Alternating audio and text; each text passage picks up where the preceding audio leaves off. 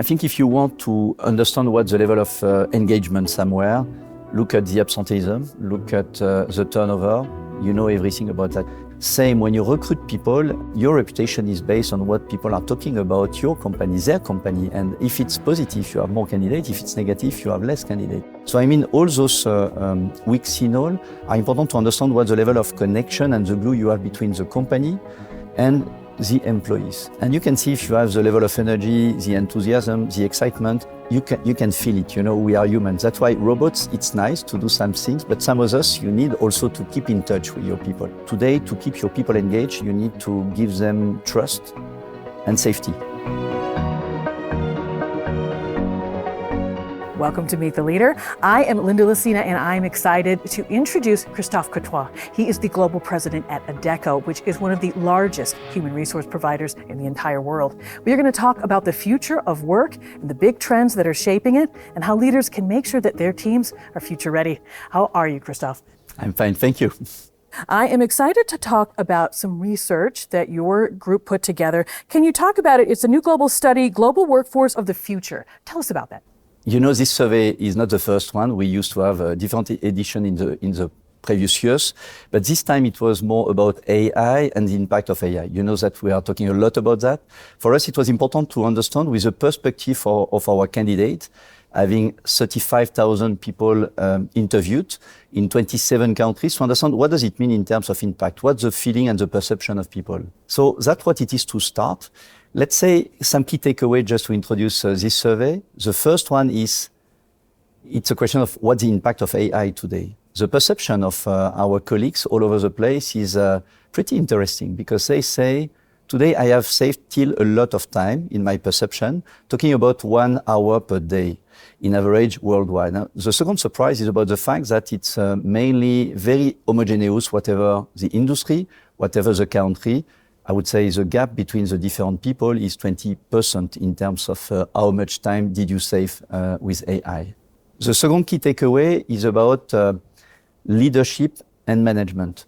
Lots of people were interviewed, and they were advocating the fact that even if some of them were afraid, and by the way, 13% of them announced that they have lost their job, and from their perception it was linked to AI impact, lots of them said, 51% to be very accurate, said it's an opportunity for us to find more job opportunities, or even for 46% to grow inside their own company. It means that the positive mindset of people facing AI is much more important than what we used to see in many previous surveys. In terms of leadership, they also recognize that somewhere they think that for 46% of them, their leaders are educated enough in order to get the right vision and to leverage AI to create a true impact in their industry. It means somewhere this point is important, because you follow the people who have a vision and who have been educated before being educated yourself.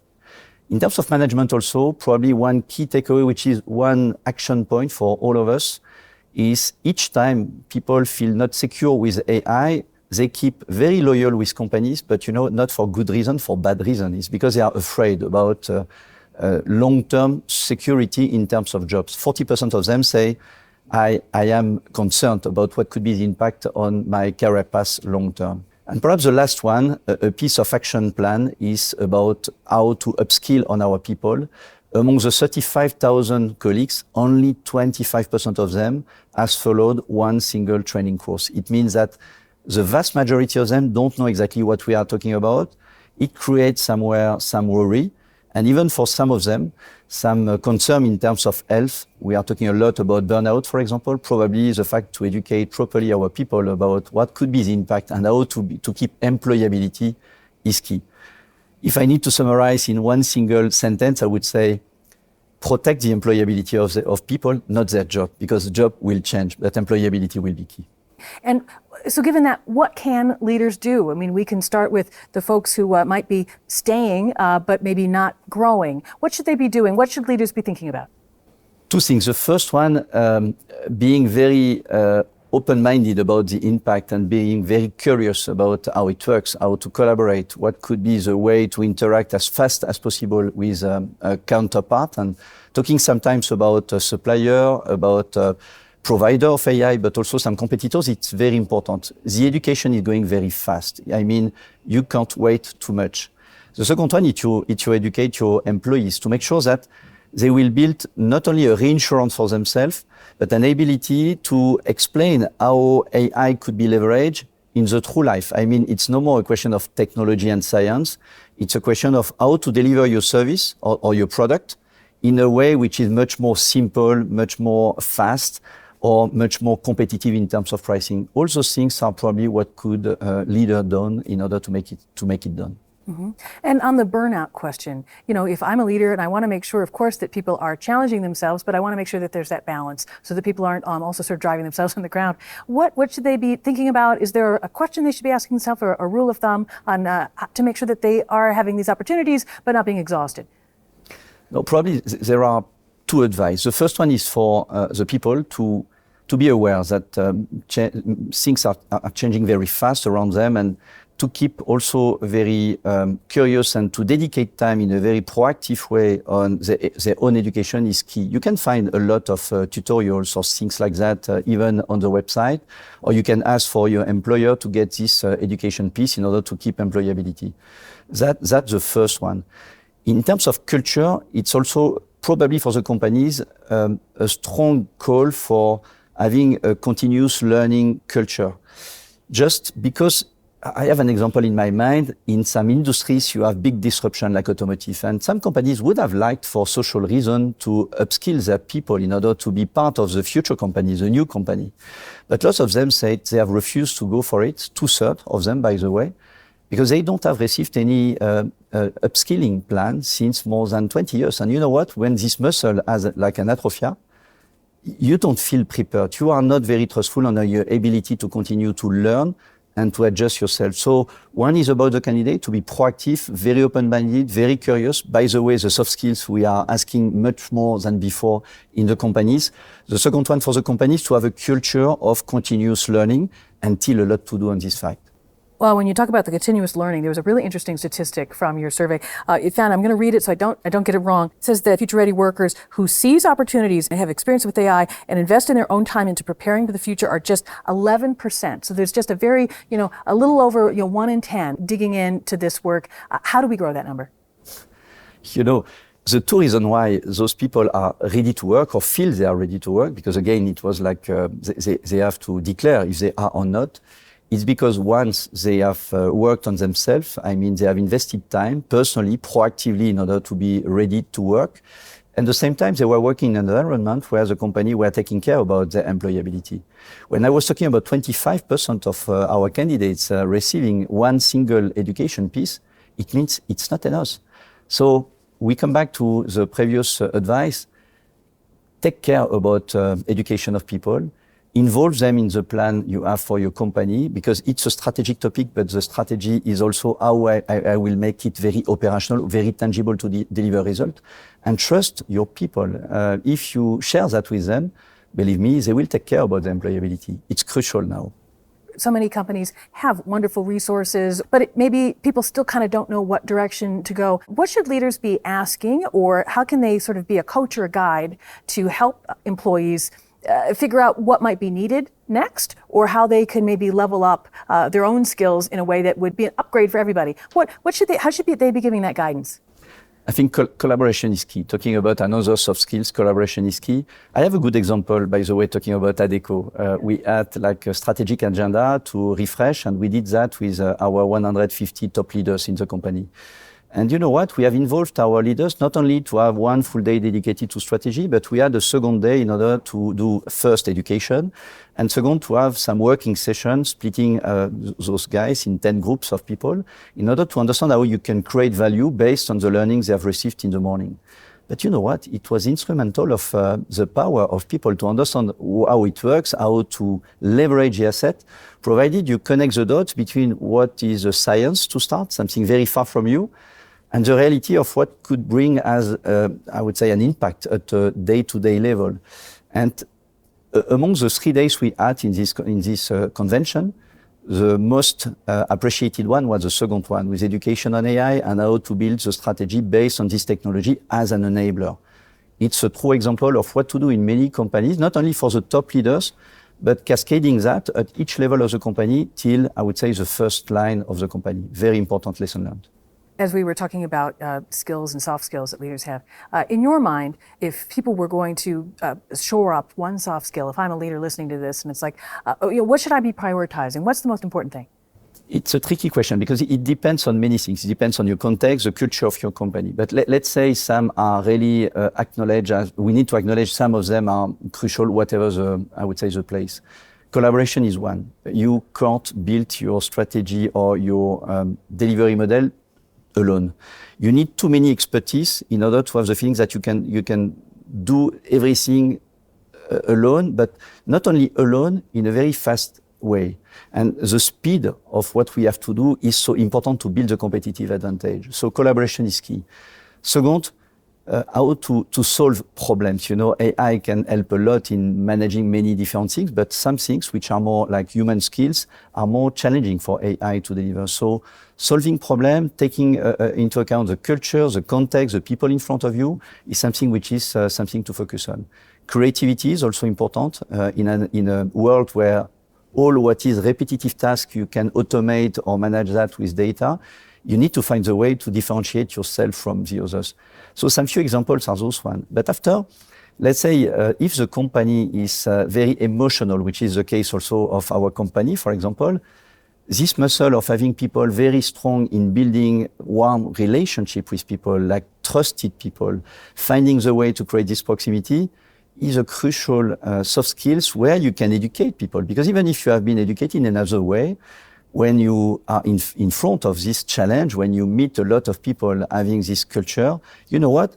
You change, you move your path. And that's the reason why, for example, in education piece, apprenticeship is so well appreciated in many countries because you combine, I would say, what are the hard skills you need to acquire, but you understand how to evolve in an environment which is different from one company to another one, and by the way, very unstable, so changing very fast.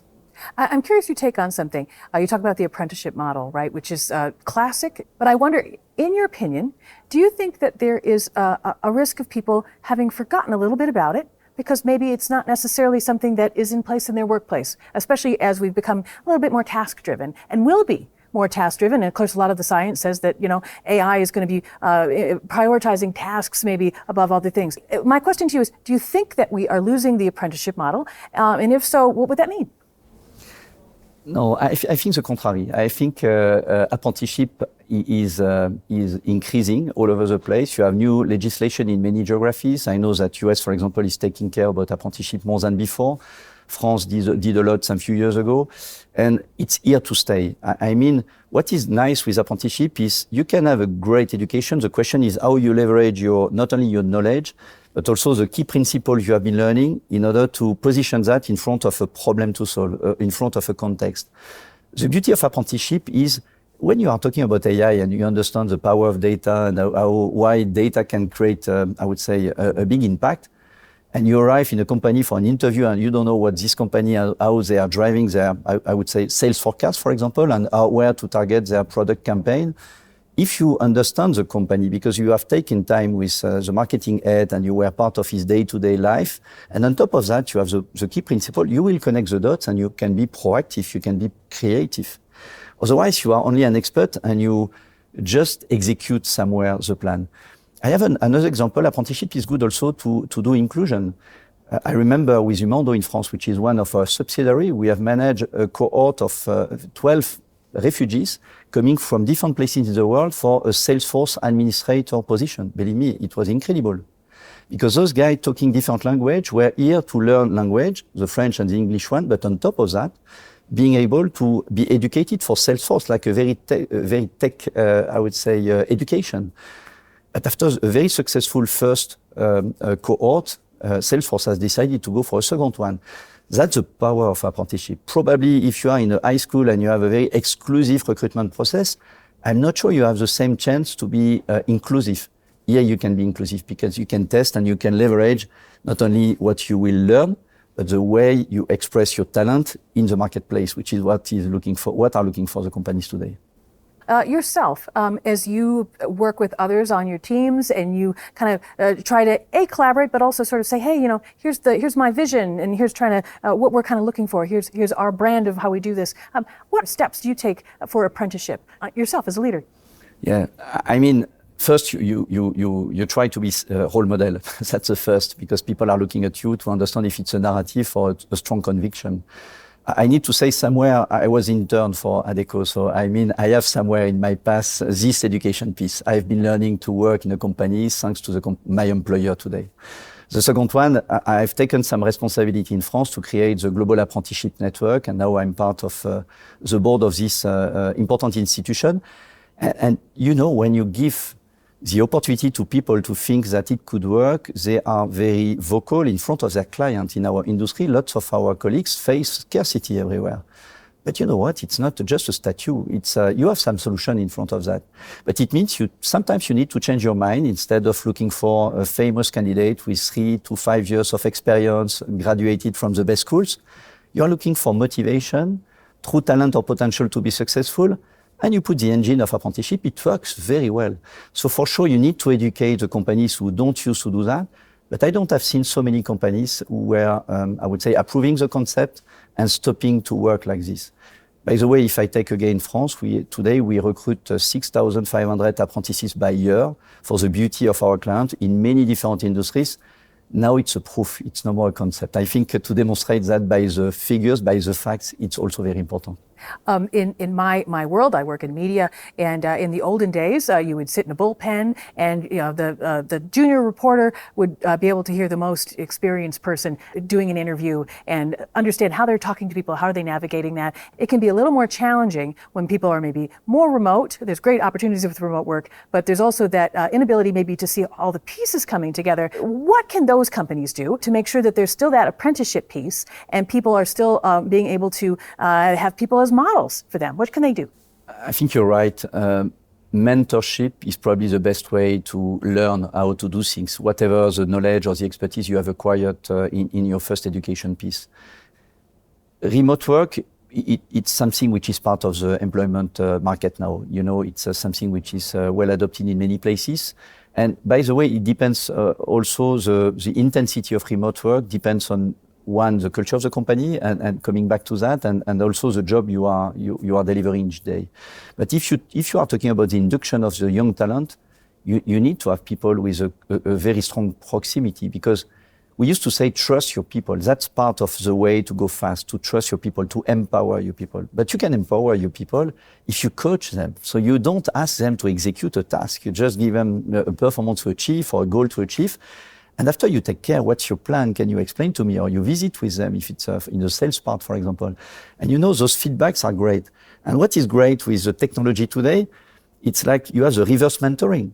GPT was a good example. Such a lot of people with a lot of seniority were asking to their intern or the new colleagues to educate them how to play with those applications, because it was part of their natural education, for the young talent. And that's the best way to convene how to have an agenda to create good integration and also to have the glue of the culture. You can't transmit a culture if you are working from home all the day, having back-to-back digital meeting.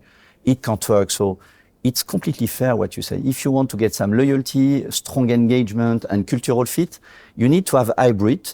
And after the level of hybrid you need to have as a company depends on your culture. In an emotional company like Adecco, you need to have 3 days or 4 days. In some other companies, it could be okay to have 1 or 2. The reality after, it's a management principle to adopt also. If people are joining the office, you should organize something. That's what is new. Because if you are in front of your computer alone during all the day, and each day is the same, there's no reason why, having a mobility between your home and the professional office, it's not the good way to collaborate. You need to organize a little bit as a manager, and it's probably new.